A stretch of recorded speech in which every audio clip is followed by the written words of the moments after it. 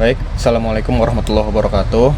Perkenalkan, nama saya Muhammad Arifin Hadi dengan NIM C0504243031 dari program studi Sarjana Terapan Sistem Informasi Kota Cerdas dari kelas SIKC 4A. Di sini saya ingin mempresentasikan hasil proyek saya, yaitu sistem pelaporan kerusakan alat lab Poliban. Langsung. Nah, kita masuk ke slide tentang sistem. Ini mana sistem pelaporan kerusakan alat lab Poliban merupakan sebuah sistem berbasis komputer yang dirancang untuk mendukung proses pelaporan dan pengelolaan kerusakan alat laboratorium secara efektif dan terstruktur. Jadi sistem ini seperti memudahkan mahasiswa Poliban untuk menyampaikan laporan kerusakan alat-alat laboratorium di gedung-gedung kuliah untuk dalam lingkup Poliban itu sendiri. Mungkin itu tentang sistem secara singkatnya. Lanjut. Nah, di sini saya mengambil 4 aktor utama. Yang pertama ada admin dengan tugas utama yaitu mengelola pengguna, mengatur hak akses dan juga menjaga pengelolaan sistem. Jadi admin ini berhak hak akses ke seluruh pengguna. Jadi dia bisa mengatur semua pengelolaan sistem itu sendiri. Yang kedua ada mahasiswa yang dimana memiliki tugas utama membuat laporan kerusakan, melihat perkembangan laporan, dan juga memantau hasil penanganan. Jadi mahasiswa ini adalah utamanya yaitu aktor yang sering membuat laporan kerusakan alat. Nah, jadi seperti itu. Lanjut, yang ketiga ada petugas lab. Untuk petugas lab ini tugas utamanya yaitu menerima dan memvalidasi laporan, menangani proses perbaikan, mengelola data alat laboratorium. Nah, jadi untuk petugas lab ini utamanya yaitu seperti orang yang bisa melihat laporan itu sendiri, yang bisa berarti itu tangan orang kedua yang menyampaikan sebelum ke teknisi lapangannya, seperti itu. Kemudian yang terakhir ada kepala lab. Tugas utamanya yaitu melakukan monitoring, melihat statistik, mengawasi proses penanganan kerusakan. Nah, jadi untuk kepala lab ini adalah seperti kita tahu sendiri di Poliban itu setiap lab itu mempunyai punya kepala labnya sendiri. Jadi kepala labnya itu berhak untuk melakukan monitoring dan juga mengawasi proses penanganan apabila ada alat yang memiliki kerusakan. Lanjut. Nah, ini untuk identifikasi permasalahan aktor yang terlibat. Yang pertama ada admin. Permasalahan yang sering terjadi yaitu admin mengalami kesulitan dalam mengelola data pengguna dan hak akses.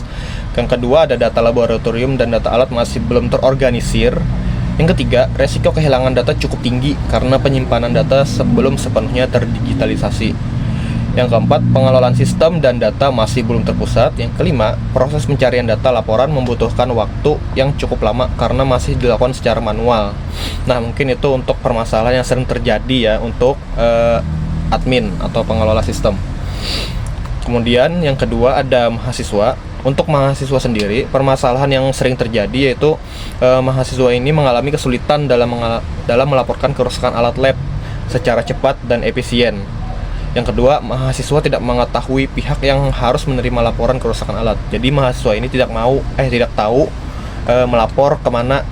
Terus yang ketiga, mahasiswa tidak dapat memantau status laporan kerusakan yang telah diajukan. Nah, dengan sistem ini, mahasiswa dengan mudah melihat dan memantau status laporan yang telah dibuatnya. Terus yang keempat, laporan kerusakan sering hilang atau tidak terdokumentasi dengan baik karena masih menggunakan sistem manual. Terus yang ketiga, untuk petugas lab, permasalahan yang sering terjadi, petugas lab itu mengalami kesulitan dalam mendata laporan kerusakan alat yang jumlahnya banyak. Nah, jadi untuk petugas lab ini kan tersebar di berbagai gedung perkuliahan, terutama yang ada ruangan labnya. Itu mereka mendata laporan kerusakan alat yang masuk. Terus yang kedua ada proses pencatatan kerusakan alat masih dilakukan secara manual menggunakan buku laporan. Terjadi penumpukan laporan karena belum tersedia sistem pengelolaan data yang terpusat. Petugas lab mengalami kesulitan dalam membuat rekapitulasi data kerusakan alat laboratorium. Dan terus yang terakhir ada kepala lab. Permasalahan yang sering terjadi itu kepala lab mengalami kesulitan dalam memantau kondisi seluruh alat laboratorium. Belum tersedia laporan statistik kerusakan alat yang struktur, kepala lab kesulitan memonitor alat yang sedang mengalami kerusakan atau proses perbaikan. Yang terakhir, pengambilan keputusan terkait pergantian atau perbaikan alat menjadi kurang efektif karena data yang belum terorganisir. Oke, lanjut. Nah, untuk kebutuhan fungsional admin dan mahasiswa itu bisa dilihat sendiri. Yang jelas, admin itu bisa mengelola seluruh data, bisa mengatur hak akses, bisa mengelola seluruh data alat lab, bisa melakukan pencarian data, dan juga bisa mengelola sistem secara keseluruhan. Bagi mahasiswa, kebutuhan fungsionalnya bisa membuat laporan kerusakan, bisa mengunggah foto alat yang rusak, bisa mengisi deskripsi alat yang rusak, bisa melihat status laporan, bisa melihat riwayat laporan yang pernah dibuat.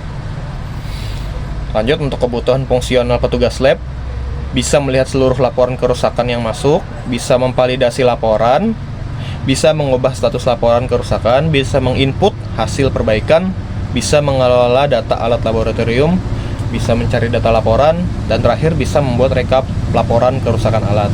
Terus kepala lab bisa melihat seluruh data laporan, bisa memantau kondisi alat lab, bisa melihat statistik kerusakan alat, bisa melihat data alat yang sedang rusak atau diperbaiki, bisa melihat rekapitulasi laporan kerusakan alat. Dan ini untuk kebutuhan fungsional para aktor itu sendiri. Lanjut. Nah, selain kebutuhan fungsional, ada juga kebutuhan non fungsional. Dari segi kebutuhan performa bisa dilihat secara langsung, dari segi kebutuhan keamanan atau security. Kemudian ada dari segi kebutuhan usability atau kemudahan penggunaan, dari segi kebutuhan reliability atau keandalan, dan juga kebutuhan maintainability atau pemeliharaan, dan juga ada kebutuhan availability atau ketersediaan. Tadi untuk kebutuhan non fungsional. Sekarang ada use case diagram bisa dilihat di layar. Ada admin, melihat dashboard admin, mengelola data, mengatur hak akses, dan sebagainya. Dan juga untuk mahasiswa, yang utamanya itu membuat laporan, upload foto, mengisi deskripsi kerusakan, melihat status laporan. Kemudian ada use case diagram untuk petugas lab. Petugas lab itu bisa memvalidasi laporan, mengubah status laporan, menginput hasil, mengelola data lab, mencari laporan, dan juga membuat rekap laporan. Dan untuk kepala lab ada melihat dashboard, seluruh laporan, memantau kondisi alat, melihat status alat, dan juga melihat rekapitulasi laporan. Dan itu untuk use case diagram yang saya bikin. Kemudian ada deskripsi use case diagram admin. Nah, setiap use case diagram tadi kita membuat deskripsi use case-nya.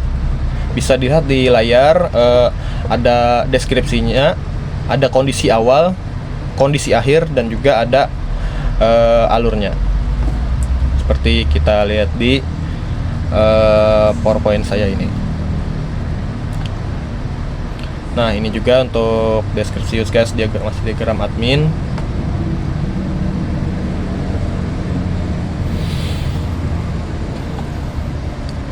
Oke, lanjut. Kita ada deskripsi use case diagram untuk mahasiswa, bisa dilihat sendiri. Untuk ada aktornya, ada deskripsi use case-nya, ada kondisi awal dari use case itu, ada kondisi akhirnya, kemudian ada alur sistemnya.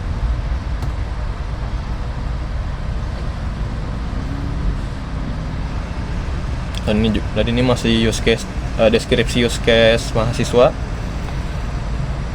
Nah, kemudian ini ada deskripsi use case untuk petugas lab.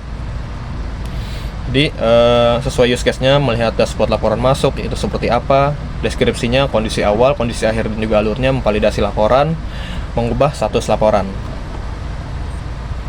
Nah, ini juga ada menginput hasil laporan, mengelola data alat lab, dan juga mencari laporan. Nah, ini untuk deskripsi use case diagram petugas lab. Nah, kemudian ada deskripsi use case diagram kepala lab. Itu melihat dashboard seluruh laporan, memantau kondisi alat, melihat status alat, melihat rekapitulasi laporan. Dan itu untuk deskripsi use case diagram dari semua aktor, mulai dari admin, mahasiswa, petugas lab, dan juga kepala lab. Nah, kita masuk ke bagian yang terakhir, yaitu activity diagram.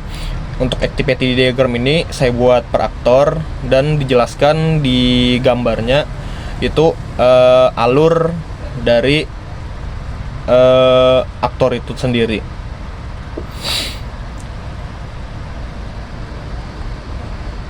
Oke, sudah habis.